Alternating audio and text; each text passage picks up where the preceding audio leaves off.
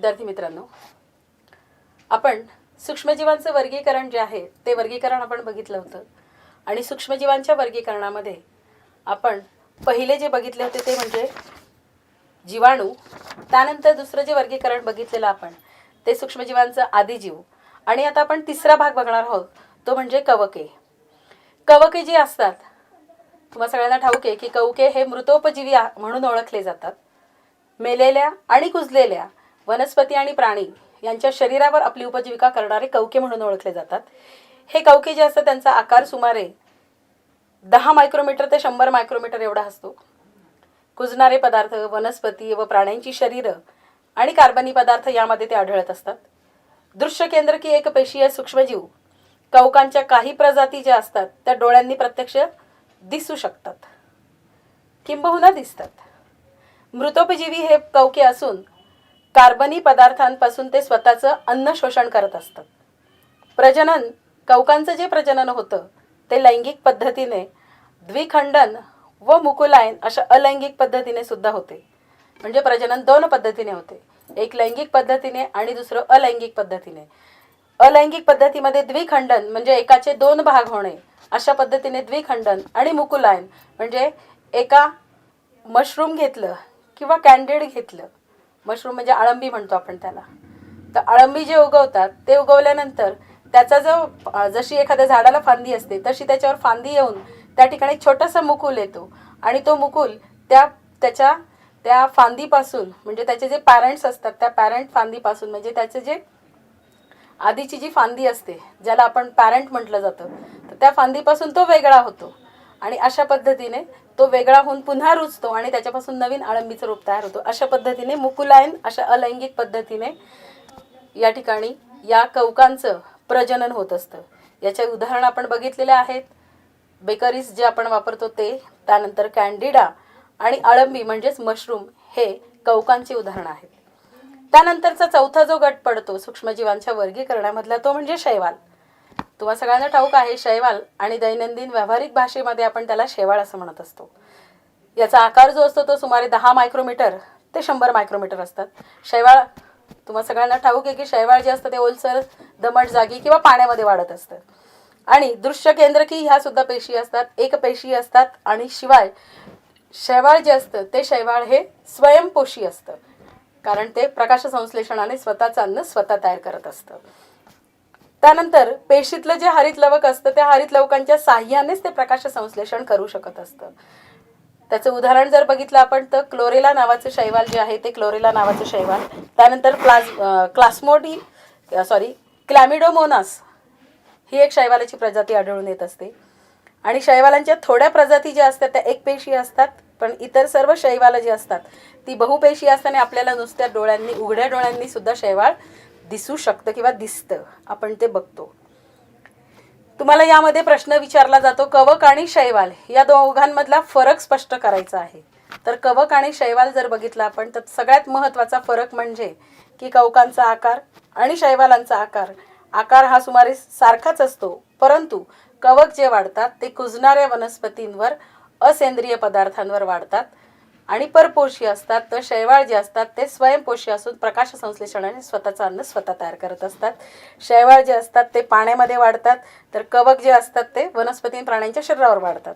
असे फरक त्या ठिकाणी लिहू शकतो. शिवाय आपण दोघांमधला फरक म्हणजे अशा पद्धतीने सांगू शकतो की कवक जी असतात ती कवके ही लैंगिक पद्धतीने आणि अलैंगिक अशा दोन्ही पद्धतीने प्रजनन करत असतात, परंतु शैवाळ जे असतात त्या शैवाळमध्ये अलैंगिक पद्धतीनेच प्रजनन होत असतं. शैवाळांच्या थोड्या प्रजाती या एकपेशी असतात तर बाकी सगळ्या बहुपेशी असतात. हे आपण फरक कवक आणि शैवाळ यांच्यामधला सांगू शकत असतो. त्याच्यानंतर महत्त्वाचा भाग बघायचा आहे याच्यातला सूक्ष्मजीवांच्या वर्गीकरणातला अतिशय महत्त्वाचा टप्पा आणि शेवटचा टप्पा तो म्हणजे विषाणू. तुम्हाला सगळ्यांना माहिती आहे विषाणू हे सगळ्यात सूक्ष्म म्हणून असतात आणि शिवाय त्यांचा जो आकार असतो तो 10 नॅनोमीटर ते 100 नॅनोमीटर इतका लहान असतो. म्हणजे आपल्याला उघड्या डोळ्यांनी कोणतेही विषाणू दिसू शकत नाहीत. विषाणूंना सामान्यतः सजीव मानलं जात नाहीत, ते सजीव निर्जीवांच्या दोघांच्या सीमारेषेमध्ये आढळतात. कारण सजीवांमध्ये असलेलं DNA आणि RNA म्हणजेच डिऑक्सिरायबोज न्यूक्लिक आम्ल आणि रायबोज न्यूक्लिक आम्ल यांच्यापासून हे तयार होत असतात. आणि स्वतःचं एक प्रोटीनचं म्हणजे प्रथिनांचं कवच प्रत्येक विषाणू हा आपल्याभोवती तयार करत असतो. विषाणू हे आपल्या शरीरात जातात किंवा शरीरावर राहतात आणि तिथं गेल्यानंतर तिथल्या ज्या पेशी असतात त्या पेशींबरोबर ते वाढतात आणि त्या पेशींना कालांतराने त्या पेशींना मारून टाकून स्वतःचं अस्तित्व त्या ठिकाणी विषाणू सिद्ध करत असतात. आणि दरवेळी त्यांच्या बाहेरचं जे बाह्य आवरण असतं ते बाह्य आवरण ते बदलत असल्यामुळेच आपल्याला विषाणूजन्य रोग जो आहे तो विषाणूजन्य रोग जर झाला तर तो लवकर बरा होत नाही. जीवाणूजन्य जर सर्दी असेल तर ती 3 ते 4 दिवसात बरी होत असते, परंतु विषाणूजन्य जर सर्दी असेल तर ती सर्दी किंबहुना महिनाभर तरी टिकून राहत असते.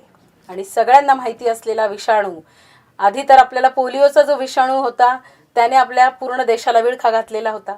या पोलिओच्या विषाणूने असंख्य मुलं जी होती, असंख्य बालकं जी होती, ती बालकं ही अपंग जन्माला येत होती. आणि पोलिओच्या विषाणूमुळे त्या बालकांना अपंगत्व, पंगुत्व हे प्राप्त झालेलं होतं आणि त्यांनाच आपण दिव्यांग म्हणून ओळखत असतो, ज्यांना पोलिओचा विषाणू ज्यांच्या शरीरामध्ये वाढत असेल. परंतु आपल्या भारत देशाने या पोलिओच्या विषाणूवर मात केलेली आहे आणि आता पोलिओचा एकही रुग्ण आपल्या भारतामध्ये आढळत नाही आहे. हे आपल्या देशासाठी अतिशय अभिमानास्पद आणि गौरवास्पद अशी गोष्ट आहे.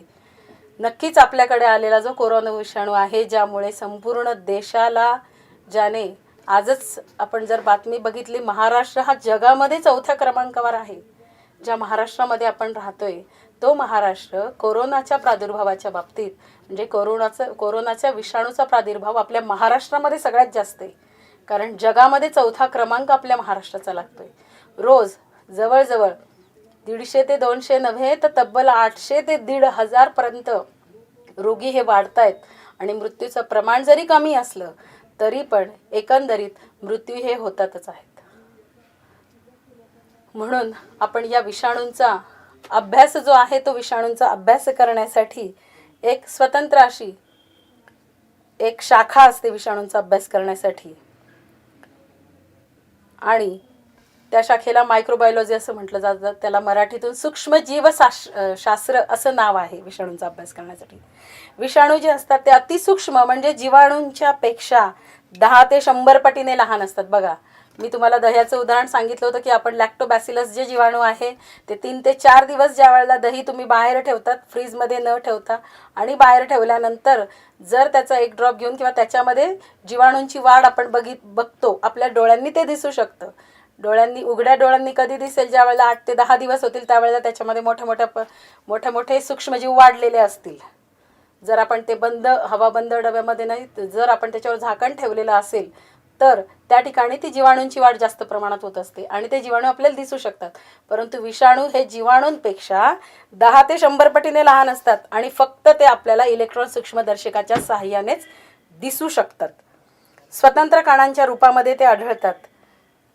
आणि तुम्हाला सांगितल्याप्रमाणे विषाणू म्हणजे डिऑक्सिरायबोज न्यूक्लिक आणि रायबोज न्यूक्लिक आम्ल पासून बनलेला लांब लचक असा रेणू असतो आणि त्याला कशाचं आवरण असतं तर प्रथिनांचं आवरण असतं. वनस्पती आणि प्राण्यांच्या जिवंत पेशीमध्येच ते राहू शकतात. जर मेलेले वनस्पती असतील किंवा मेलेले प्राणी असतील तर त्यांच्यामध्ये विषाणू राहत नाहीत. या पेशींच्या मदतीने विषाणू काय करतात, स्वतःची प्रथिने बनवतात आणि स्वतःच्या असंख्य अशा प्रतिकृती तयार करत असतात. तुम्हा सगळ्यांना ठाऊक आहे की DNA हे रेप्लिकेशनसाठी काम करत असतं, डुप्लिकेशनसाठी काम करत असतं. म्हणजे एकाच्या अनेक पेशी निर्माण करण्यासाठी DNA अतिशय महत्त्वाचं असतं आणि त्या DNAला RNA मदत करत असतो. क्रोमोझोमच्या साह्याने हे DNA रेप्लिकेशन घडून येत असतं. आणि तसाच विषाणू जो असतो तो विषाणू या DNAच्या मदतीनेच काय करत असतो, स्वतःच्या असंख्य अशा प्रतिकृती, जसं आपण झेरॉक्स कॉपी म्हणतो तशा झेरॉक्स कॉपी तो आपल्या शरीरामध्ये किंवा शरीरावर तयार करत असतो. आणि त्यानंतर ज्या यजमान पेशी असतील, मगाशी मी तुम्हाला सांगितलं जसं पॅरेंट असतात, तशा ज्या यजमान पेशी ज्यांच्या शरीरावर ते होस्ट म्हणून राहतात किंवा ज्यांच्या शरीरामध्ये ते होस्ट म्हणून राहतात, आपण म्हणतो ना की ज्याच्या ताटात मीठ खाल्लं त्याच्याशीच बेईमानी केली, तसे विषाणू असतात. विषाणू जे असतात ते ॲक्च्युली आपल्या शरीरात राहतात, आपल्या शरीरातलं अन्न खातात, आपल्या पेशींबरोबर जगतात, पेशींपासून डुप्लिकेशन करत असतात DNAच्या मदतीने आणि शिवाय आपल्यालाच त्रास देतात, यजमानांना मारून टाकतात. म्हणजे यजमान पेशींना नष्ट करतात आणि या प्रतिकृती मग काय होतात, मुक्त होतात आणि मुक्त विषाणू पुन्हा नव्या पेशींना काय करत असतात, संसर्ग करतात. एका पेशीमध्ये एंट्री केल्यानंतर त्या पेशीतल्या सगळ्या ज्या पेशी असतात त्या पेशीमधले जे घटक असतात, पेशी अंगकं असतात, त्या पेशी अंगकांना मारून स्वतःचं अस्तित्व तिथं टिकवतात आणि त्याच्यापासून मग दुसऱ्या पेशीमध्ये ते एंट्री करत असतात. तुम्हाला सगळ्यांना माहिती असेल कॅन्सरचा जो विषाणू आहे त्या कॅन्सरच्या 7 स्टेजेस असतात आणि प्रत्येक स्टेज जी असते ती जर 7 स्टेजला जर व्यक्ती गेला, एखाद्या व्यक्ती 3rd स्टेजला सुद्धा मरतात. जशी आपली मण्यांची माळ असते तशी कॅन्सरच्या गाठींची माळ तयार होत असते, ज्याला मराठीतून अर्बुद असं म्हटलं जातं. गाठ असते ती, कॅन्सर म्हणजे विषाणूची गाठ असते ती. तो विषाणू स्वतःचं अस्तित्व त्या ठिकाणी एका पेशीमध्ये जाऊन स्वतःचं रेप्लिकेशन करतो, स्वतःच्या असंख्य प्रतिकृती निर्माण करतो आणि जिथली जी यजमान पेशी असते तिचा नायनाट करतो, तिला नष्ट करतो आणि स्वतःचं अस्तित्व तिथं टिकवून राहत असतो.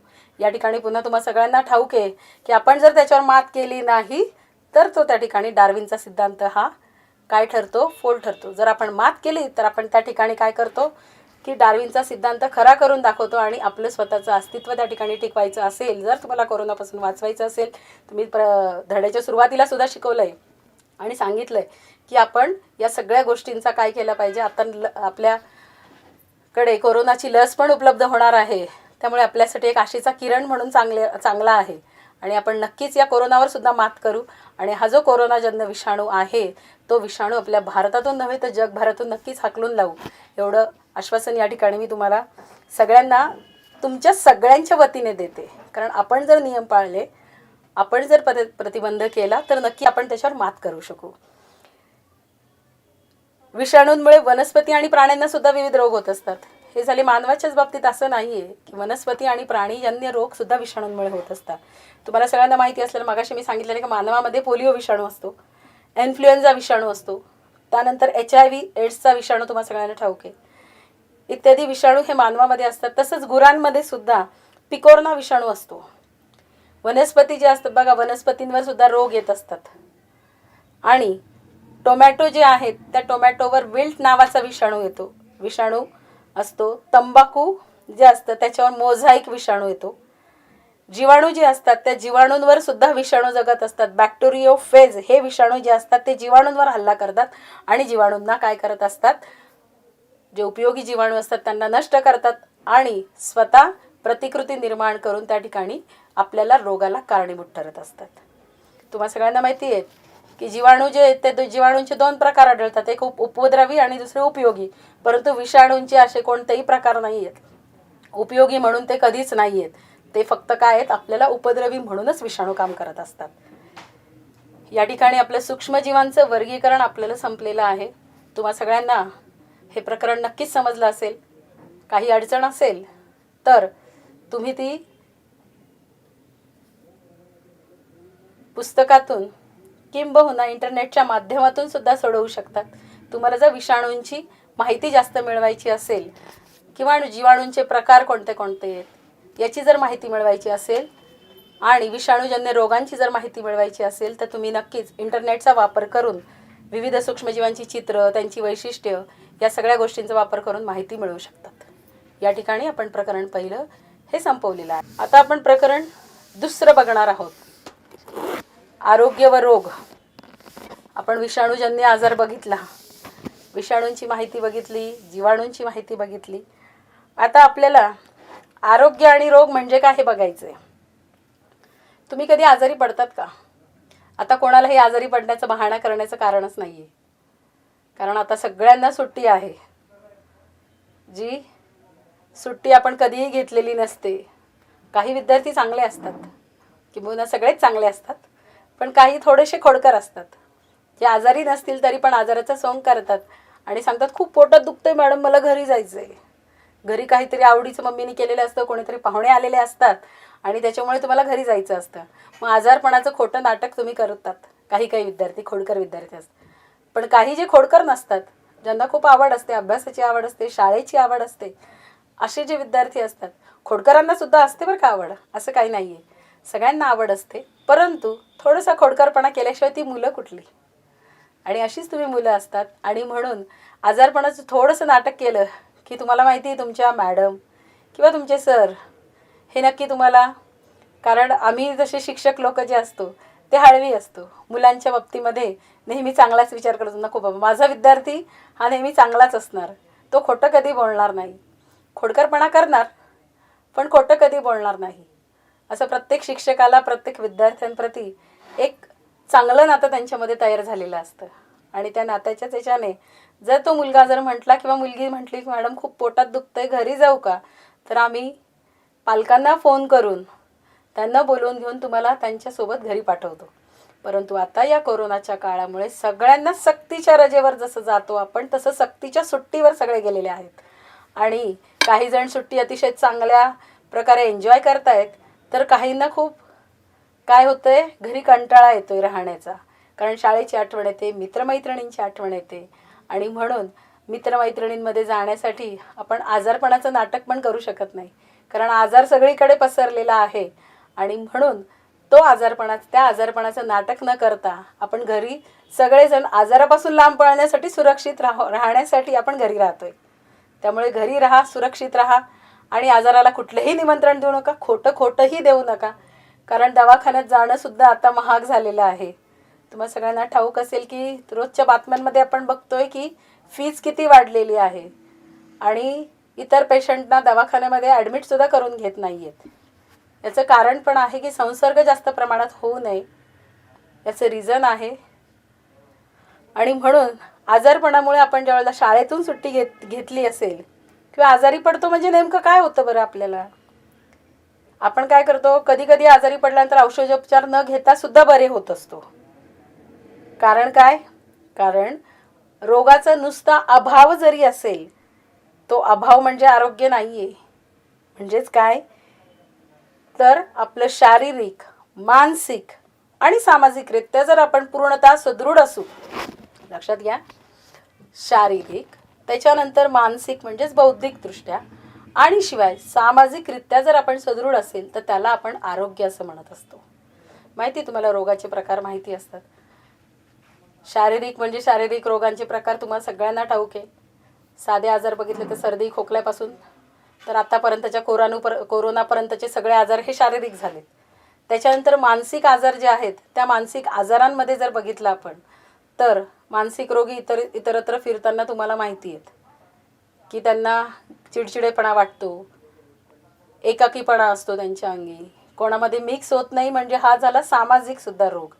काही जण स्वतःच्याच विश्वामध्ये गुंतलेले असतात, म्हणजे समाजाशी त्यांचं काही घेणं देणं नसतं. असे जे असतात ते सामाजिक रोगी म्हणून ओळखले जातात. आणि म्हणून रोगाचा नुसता अभाव म्हणजे आरोग्य नाही, की कोणताच रोग झालेला नाही, माझं आरोग्य खूप चांगलं आहे असं आपण म्हणू शकत नाही.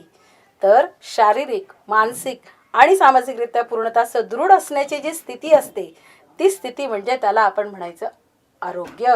आरोग्य म्हणजे खूप चांगले मसल्स आहेत, खूप चांगली बॉडी तुमची आणि खूप पहिलवान आहात, छानपैकी दिसायला आहात, हे म्हणजे आरोग्य नव्हे.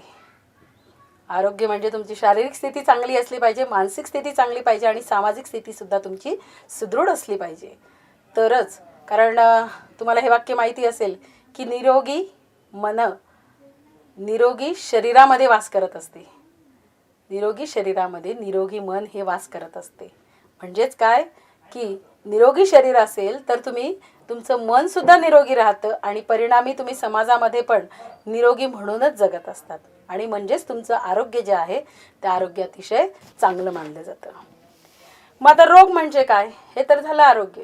मग रोग म्हणजे नेमका काय, तर शरीरक्रियात्मक किंवा मानसशास्त्रीयरित्या शरीरातल्या ज्या महत्त्वाच्या जैविक क्रिया आहेत, त्या जैविक क्रियांमध्ये अडथळा आणणारी स्थिती म्हणजेच त्याला रोग असं म्हणत असतो आपण. की आपल्या शरीरामध्ये जर आपल्या मनामध्ये एखादी गोष्ट ठासून भरलेली असेल, तर समोरच्या वातावरणामध्ये काय चाललंय, जर आपलं मन दुसरीकडेच एकाग्र असेल तर आपल्याला ते काही कळत नाही. आणि जर असं वारंवार होत असेल तर त्याला मानसशास्त्रीयदृष्ट्या मानसिक रोगी असं म्हटलं जातं. आणि मग शरीरातल्या ज्या क्रिया असतात, मानसिक रोगी असेल तर त्याचं कशातही चित्त लागणार नाही, त्याचं जेवणामध्ये चित्त लागणार नाही, त्याचं बाहेरच्या वातावरणामध्ये चित्त लागणार नाही, एकटेपणा ओढवून घेईल स्वतःवर. आणि मग त्याच्या शरीरातल्या क्रियासुद्धा हळूहळू काय होत जातात, जैविक क्रिया ज्या असतात त्यांच्यामध्ये अडथळा येत असतो. आणि अशी जी स्थिती त्या अशा स्थितीला आपण रोग असं म्हणत असतो. आणि प्रत्येक रोगाची विशिष्ट प्रकारची लक्षणं असतात. रोगांचे प्रकार माहिती आहेत तुम्हाला? सगळ्यांना माहिती असणारा रोग म्हणजे मधुमेह, डायबिटीसचे जास्तीत जास्त जे पेशंट आहेत ते आपल्या भारतामध्ये जास्त आहेत, अशी आजची स्थिती सांगते. कारण टेन्शन घेणारे लोक भारतात जास्त आहेत असं आपण म्हणत असतो. तशी आपली जीवनशैली जी आहे, म्हणजे सकाळी लवकर उठणे, वेळेवर जेवण करणे, नाश्ता ही संकल्पना आपल्या भारतामध्ये नाही आहे. ती आपण बाहेरच्या देशातून आयात केलेली आहे. जशा इतर सगळ्या गोष्टी आपण मॉड्युलायझेशनच्या नावाने घेत असतो, तशाच पद्धतीने नाश्ता ही संकल्पना आपल्या भारतामध्ये इतकी प्रचलित झालेली आहे की आपण सकाळी उठल्यानंतर ब्रेड, बटर, टोस्ट काय जे असेल ते चहासोबत घेणार. त्याच्यानंतर भरपूर पेट म्हणजे भरपेट, काही जण तर ब्रेड, बटर, टोस्ट, पाव काय जे असेल ते खाणार आणि ते खाल्ल्यानंतर जवळजवळ 3 ते 4 तास तुम्हाला भूकच लागत नाही आणि त्याच्यात चहा घेतलेला असतो. आणि त्याच्यामुळे दुपारचं जेवण करणार, परत संध्याकाळी ब्रेड, बटर, टोस्ट काहीतरी खाणार चहासोबत आणि परत रात्रीचं जेवण. जर तुम्ही खेड्यामध्ये गेलात तर खेड्यामध्ये न्याहारीची पद्धत नाही आहे. खेड्यामध्ये जर गेलात तर त्या ठिकाणी सकाळी उठल्यानंतर चहा घेतल्यानंतर चहासोबत एखादी चपाती खाणार किंवा 2 चपाती, किंवा त्याचं खेड्यात स्वयंपाक तयारच असतो. आणि त्या ठिकाणी आपण सकाळीच जेवण करून शेतावर जातात आणि शेतातली जी कामं असतात ती करत असतात आणि मग दुपारचं जेवण आणि परत संध्याकाळी आल्यानंतर एकच टाईम जेवण आणि लवकर झोपायचं आणि सकाळी ब्रह्ममुहूर्ताला उठायचं. अशी जर आपल्या शरीराची अशी जर आपली जीवनशैली असेल तर आपण कोणत्याही आजाराला बळी पडत नाही. मग मधुमेह जो होतो तो तुमच्या अवेळी खाण्यामुळे, टेन्शनमुळे पण मधुमेह होत असतो.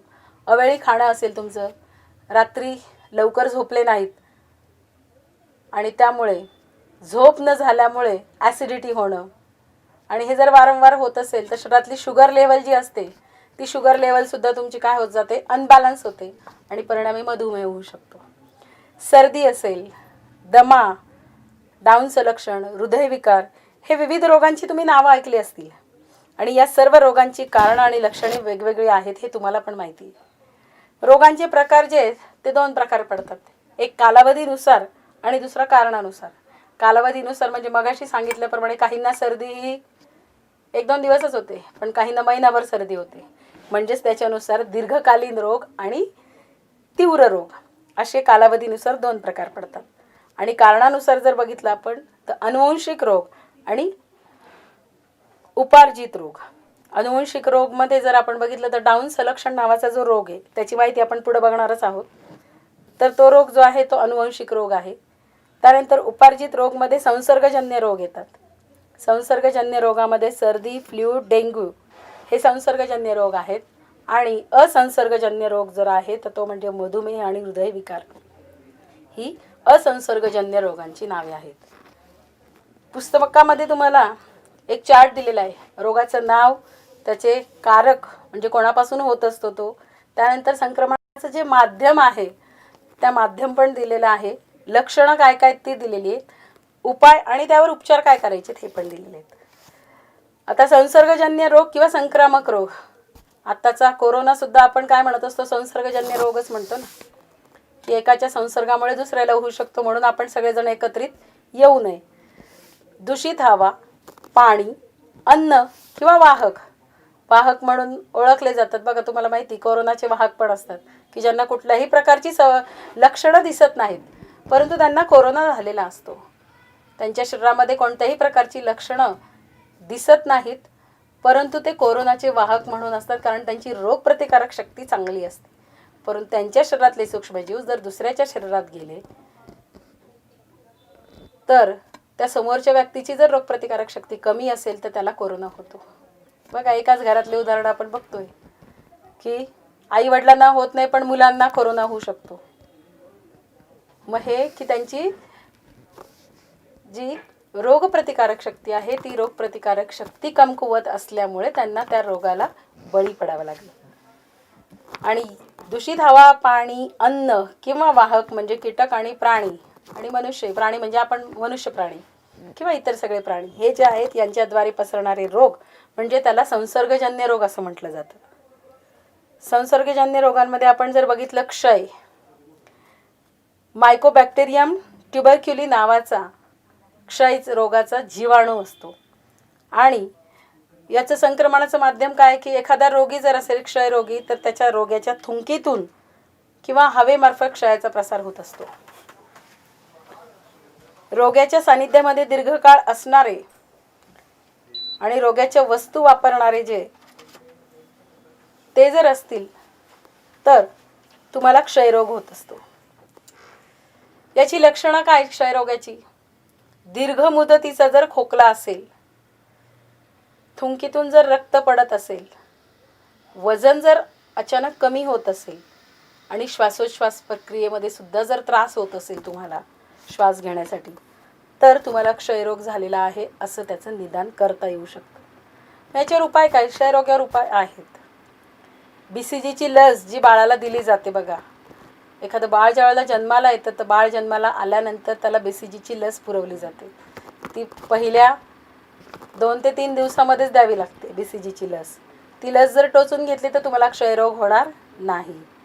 त्यानंतर रुग्णांच्या इतरांपासून वेगळं ठेवावं. म्हणजे समजा एखादा क्षयरोगी असेल तर त्याच्यापासून आपण त्या क्षयरोग्याला वेगळं ठेवायचं आणि आपण वेगळं राहायचं. जसं आपण क्वारंटाईन म्हणतोय, परत मी त्याच मुद्द्यावर येते की आपल्याला क्वारंटाईन करावं लागतं की आपल्याला तो रोग होऊ नये म्हणून होम क्वारंटाईन केलं जातं. काहींना बाहेर क्वारंटाईन केलं जातं. तर तशा पद्धतीने त्या रुग्णापासून आपण काय व्हायचं आहे, वेगळं, त्या रुग्णाला वेगळं ठेवायचं आहे. नियमित औषधं जर घेतली आणि DOT डॉट हा उपचार पूर्ण आणि नियमित घ्यावा. डॉट म्हणजे डायरेक्ट ऑब्झर्वेशन ट्रीटमेंट. डॉटची काही जशी प्राथमिक आरोग्य केंद्र असतात तशी डॉट सेंटर आहेत आणि त्या डॉट सेंटरमध्ये क्षयरोगाचा पूर्णपणे इलाज केला जातो. त्या डॉट सेंटरमध्ये जर आपण उपचार केला तर हा रोग जो आहे तो पूर्णपणे बरा होतो, क्षयरोग जो आहे. त्यानंतरचा पुढचा जो रोग आहे तो म्हणजे कावीळ. कावीळ जो आहे तो विषाणूपासून होत असतो. हेपॅटायटिस नावाचा जो विषाणू आहे त्या त्याचे पण हेपॅटायटिसचे 5 प्रकार आहेत. 5 प्रकार आहेत. Hepatitis A, hepatitis B, hepatitis C, hepatitis D आणि हेपॅटायटिस E असे 5 प्रकार आहेत या विषाणूचे. आणि तर याचं जे संक्रमणाचं माध्यम आहे म्हणजे काय की हा कोणापासून होत असतो तर दूषित पाणी जर पिलं तुम्ही तर दूषित पाण्यापासून तुम्हाला कावीळ होत असतो. किंवा आता तर आपण करतच नाही, जेव्हापासून एड्सचा विषाणूचा शोध लागलेला आहे तेव्हापासून सिरिंज जे आहेत किंवा सुया ज्या आहेत, इंजेक्शन जे आहेत ते वेगवेगळे वापरले जातात. तर रुग्णासाठी वापरलेल्या सुया ज्या आहेत त्या सुया आपण कोणीही वापरत नाही, कारण प्रत्येकाला डॉक्टर सांगतात सिरिंज घेऊन या तुमची इंजेक्शन जर द्यायचं असेल तर, बरोबर. म्हणजे त्या सिरिंजपासून हा रोग होतो परंतु आता होऊ शकत नाही. आणि रक्तपराधन म्हणजे काय? रक्ताचं संक्रमण. समजा एखादा ॲक्सिडेंट झालेला असेल आणि ॲक्सिडेंट झाल्यानंतर त्या रोग्याला ज्याचा ॲक्सिडेंट झालेला आहे त्याला जर आपल्याला रक्त द्यायचं असेल आणि रक्तदाता जो आहे तो जर कावीळ या रोगाचे विषाणू त्याच्या शरीरात असतील तर या रक्तपराधनाच्या वेळी त्या अपघाती जो असेल त्याच्या शरीरात जर गेलं तर त्यामुळे त्याला कावीळ होऊ शकते. मग या काविळीची लक्षणं काय आहेत? तर भूक मंदावते, गर्द पिवळी लघवी होत असते, थकवा येतो, मळमळ होते, उलटी होते. त्याच्यानंतर आपली जी विष्ठा असते जी शरीराच्या बाहेर टाकली जाते सकाळी तर ती राखाडी कलरची विष्ठा असते. हे कावीळ या रोगाची लक्षणं आहेत. यासाठी आपण अतिशय सोपा उपाय करायचा असतो. तुम्ही जर साधी काळजी घेतली तर तुम्हाला कावीळ कधीच होऊ शकणार नाही. सगळ्यांनी जर पाणी उकळून आणि गाळून जर पिलं तर आपल्याला कावीळ होणार नाही. स्वच्छतागृहांचा वापर करतात बघा, शाळेमध्ये मुलं स्वच्छतागृहांचा वापर करतात. ज्या ठिकाणी गर्दी असेल सामूहिक ठिकाणी तर शाळेमध्ये विद्यार्थी ज्यावेळेला स्वच्छतागृहांचा वापर करतात त्यावेळी जर एखादा विद्यार्थी आधी जाऊन आलेले असेल आणि नंतर जाणाऱ्याने पाणी टाकायचं असतं आणि मगच त्या ठिकाणी स्वच्छतागृहाचा स्वतः वापर करायचा असतो. बऱ्याच विद्यार्थ्यांना सवयी नसतात. आपण स्वच्छतागृहातून बाहेर आल्यानंतर सुद्धा पाणी टाकत नाहीत. तर असं करणं चुकीचं आहे. आपल्यामुळे कोणाला रोग होऊ नये आणि आपण कोणत्याही रोगाचे बळी पडू नये, या जर 2 गोष्टी आपण सांभाळल्या तर आपल्याला कोणताही रोग होणार नाही. म्हणजे स्वच्छतागृहांचा वापर जर करायचा असेल आपल्याला तर आपण गेल्यानंतर त्या ठिकाणी सुरुवातीला पाणी टाकायचं, मग आपली जी क्रिया असेल ती केल्यानंतर पुन्हा जर आपण बाहेर आलो तर ते बाहेर येताना आपण त्या ठिकाणी पाणी टाकणं आवश्यक आहे. अतिशय साधं आणि सोपं आहे. पण बरीच मुलं जी असतात, बेलचा आवाज आला, गर्दी होते, घाई असते म्हणून तसंच जातात, पण परंतु काही वेळेला रोगाला बळीसुद्धा पडू शकतात. म्हणून कितीही घाई असेल, काही असेल तरी पण स्वच्छतागृहाचा ज्या वेळेला तुम्ही सामायिक स्वच्छतागृहांचा वापर करतात त्यावेळेला या 2 गोष्टी जर पाळल्या तर तुम्हाला कोणतेही इंटरनल रोग होणार नाहीत, लक्षात घ्या. आणि कावीळ पण नाही होणार. किंबहुना नंतर साबणाने स्वच्छ हात धुवायचे हे तर माहितीच आहे तुम्हाला. आता तर ती सवयच लागलेली. ही सवय आपल्याला लहानपणी आईने लावलेली असते. शाळेतून आलास, हातपाय तोंड धुवायचे, देवाजवळ बसायचं, शुभं करोती म्हणायचं, 2-3 श्लोक म्हणायचे, त्याच्यानंतर जे तुमचा अभ्यास असेल तो करायचा. बरोबर? या सगळ्या क्रिया आपण करत असतो. या सगळ्या सवयी होत्या आपल्याला. परंतु आता आपण ही लहान मुलं जी आहेत ती क्लासच्या इतक्या विळख्यात अडकलेली आहे की त्यांना एका वेळेला ऑलराऊंडर बनायचं असतं. आणि मग एक क्लास झाला का दुसरा क्लास, कुठं गिटारच्या क्लासला जायचं, कुठं स्पोर्ट्सच्या क्लासला जायचं, कुठं अभ्यासाच्या क्लासला जायचं, शाळा करायची. या सगळ्या गोष्टींमध्ये तो इतका इन्व्हॉल्व झालेला असतो की तो स्वतःच्या शरीराकडे व्यवस्थितरित्या लक्ष देत नाही. म्हणून माझं अगदी मुलांना नाही तर पालकांनासुद्धा ही अगदी हात जोडून विनवणी आहे की तुम्ही या गोष्टी आपल्या मुलांकडून, ज्या स्वच्छतेच्या सवयी त्या तर आपण आता लावतोच आहे, परंतु त्या सवयी लावताना त्याच्यात थोडंसं मानसिकतेचा जर विचार केला, कारण आपला मुलगा किंवा आपली मुलगी हे मशीन नाही आहे, त्याला पण त्याचं बालपण जर जगू दिलं तर नक्की मुलं कोणत्याही मानसिक आजाराला बळी पडणार नाही आहेत किंवा त्यांच्यावर कोणत्याही प्रकारचं बर्डन येणार नाही आहे. ठीक आहे, असावीत. प्रत्येकाला आवड असते, प्रत्येकाला वाटतं आपली मुलं ऑलराऊंडर असावीत, होतील असते. पण प्रत्येकाच्या वयानुसार योग्य ते शिक्षण जर त्याला मिळालं आणि योग्य त्या दृष्टीने आपण जर विचार केला मुलांच्या मानसिकतेचा, तर नक्कीच याच्यामध्ये आपण आपलं मूल जे आहे ते चांगल्या पद्धतीने त्याच्यावर संस्कार घडवून आणि सगळ्यात महत्त्वाचा मुद्दा म्हणजे त्याला आरोग्यदृष्ट्या त्याला चांगलं सक्षम ठेवू शकू. याच्यात जर जास्त काही माझ्याकडून सांगितलं असेल तर या ठिकाणी मी जाहीरपणे माफी मागते. त्यानंतर तिसरा जो आहे तो संसर्गजन्य रोग म्हणजे संक्रामक रोग. संसर्गजन्य नाही, तो म्हणजे अतिसार, ज्याला आपण हगवण असं म्हणत असतो, डायरिया. सॉरी, जीवाणू विषाणू अशा दोन्हींमुळे हा होत असतो. हा पावसाळ्यात असणारा रोग आहे. शिगेल्ला बॅसिलस आणि एंटामिबा हिस्टोलिटिका हे 2 प्रकारचे. शिगेला बॅसिलस हा जीवाणू आणि एंटामिबा हिस्टोलिका हा विषाणू, या विषाणूंमुळे अतिसाराचा रोग होत असतो. दूषित अन्न आणि पाणी, पावसाळ्यातला रोग म्हटल्यावर दूषित अन्न जर खाल्लं आपण आणि पाणी जर पिलं, दूषित पाणी, तर त्याच्यामुळे हा अतिसाराचा रोग होतो. याची लक्षणं माहितीत: पोटदुखी, पाण्यासारखे पातळ जर जुलाब झाले तर त्यावेळी हगवण होत असते किंवा त्याला आपण अतिसार असं म्हणत असतो.